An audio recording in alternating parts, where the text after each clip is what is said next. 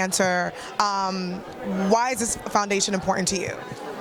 For me, it's really just about living a life of service, and the Pump Brothers and their foundation, I feel like it performs at a certain level of excellence that I strive to when it comes to bringing that to the charitable and philanthropic world. So really anytime, I do believe it's important for each of us to live a life of service to others, to animals, to whatever your passion is. I think it's important to pursue that and to be of service. So when I see people doing this at the level that they're doing it and they invited me to be a part of it, I'm just honored to be here. Yeah, that's awesome. And you also have your own foundation. Oh, thank you so much. Thank you. It's like really silver. Thank you. Well, you have your own foundation. So tell us a little bit about your foundation. So the Heal Los Angeles Foundation was founded when I was a student at Loyola Marymount University. Back then we were a student service organization, and when I graduated in 2019, the president of the foundation, he's a good friend of mine, we decided we have to take this into the real world.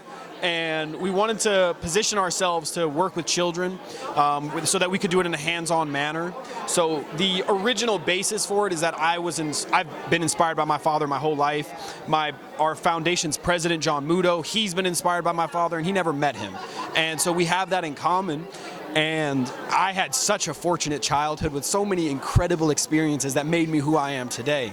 So for me and at the foundation, it's really trying to take those awesome experiences, transform them into an educational experience that can give these less fortunate children the opportunity to learn something, to better themselves, or just to have a really positive experience in their childhood, because my father was all about doing that, because it really does make you a better person when you grow up. It really does. And you said being inspired. I think we've all been inspired by your father. Your father was big on philanthropy and giving back, and I see that you're doing it at such a young age. So is that something that he always talked about with you guys on giving back and why it was so important? Yes, yeah. Some of my earliest memories with my dad really involved going to children's hospitals and less fortunate neighborhoods, and he always wanted us to be aware that even though we live a certain lifestyle, that is not how the rest of the world, that is not how majority of the world lives. So he really wanted us to expose us how the other side lives, so we could have appreciation and gratitude for what we have, but we could also understand the importance of giving back to those less fortunate, because you're only here for a certain amount of time, you know, and